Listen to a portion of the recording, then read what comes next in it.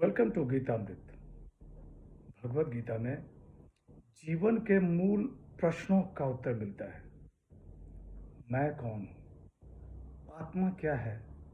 आत्मा का स्वरूप कैसा है? गीतामृत में इन्हीं विषयों का वर्णन सरल शब्दों में। Gita is eternal science and researching Gita get amrit. अहम ब्रह्मास्मि, मैं आत्मा हूँ। पिछले सेशन हमने चर्चा की थी अध्याय 18 श्लोक 58 एवं 59।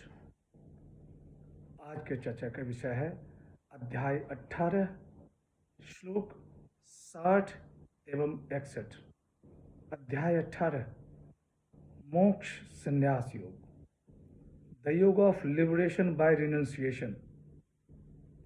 श्लोक 60। स्वभाव जैन कौन्तेय निबद्ध स्वेन कर्मणा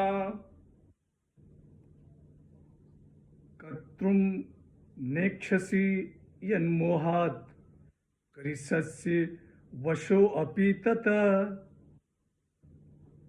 श्री भगवान वाच, हे कौन्तेय, तुम अपने स्वाभाविक कर्मों से बंधे हो। मोह के कारण जो तुम नहीं करना चाहते हो वही तुम विवश होकर करोगे। The blessed Lord said, O Arjun, bound by own karma, born of the nature, that which from delusion thou wishest not to do, even that thou shalt do helplessly. पिछले सेशन में कहा गया कि अर्जुन अहंकार बस मान रहा है कि वह युद्ध नहीं करेगा। भगवान श्री कृष्ण कहते हैं कि तुम्हारा स्वभाव युद्ध के लिए तुम्हें विवश कर देगा। यहाँ भगवान श्री कृष्ण कह रहे हैं कि हे कौन्तेय, तुम अपने स्वाभाविक कर्मों से बंधे हो। मोह के कारण जो तुम नहीं करना चाहते हो वही तुम विवश होकर करोगे। पूर्व जन्मों के कर्म, इस जन्म के कर्म, शिक्षा, इन सब से स्वभाव बनता है।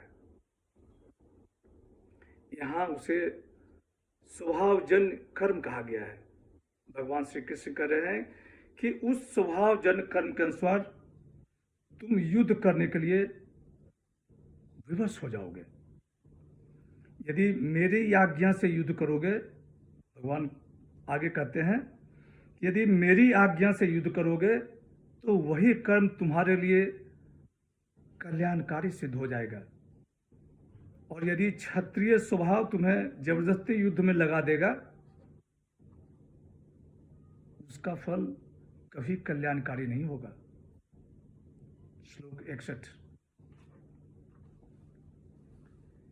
ईश्वरः सर्वभूतानां हृदय से अर्जुन तिष्ठति,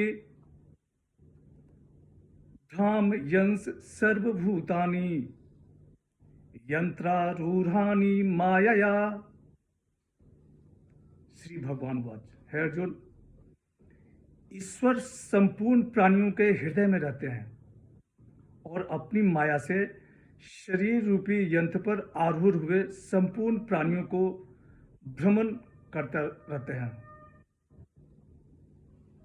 The blessed Lord said, O Arjun, the Lord dwells in the hearts of all beings, causing all beings by his elusive power to revolve as if mounted on a machine. यहाँ भगवान श्री कृष्ण कह रहे हैं कि हे अर्जुन, ईश्वर संपूर्ण प्राणियों के हृदय में रहते हैं और अपनी माया से शरीर रूपी यंत्र पर आरूढ़ हुए संपूर्ण प्राणियों को भ्रमण करते रहते हैं। जैसे कठपुतली वाला कठपुतली नचाता है, उसी तरह परमात्मा की उपस्थिति में प्राणी अपने अपने स्वभाव से भ्रमण करते हैं। ईश्वर अपनी माया से समस्त जीवों को घुमाते हैं, अर्थात समस्त जीवों को उनके कर्मों के अनुसार फल प्रदान करते हैं। परमेश्वर ही चेतना और शक्ति के स्रोत हैं। ईश्वर के बिना जीव का कोई भी अस्तित्व नहीं। आज की चर्चा यहीं समाप्त करते हैं। अगले सेशन में चर्चा को और आगे बढ़ाएंगे।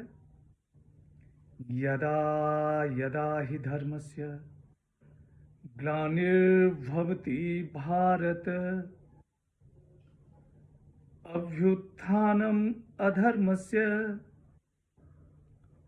तदात्मानं सृजाम्यहम्। ओम तत्सत। हरे कृष्ण।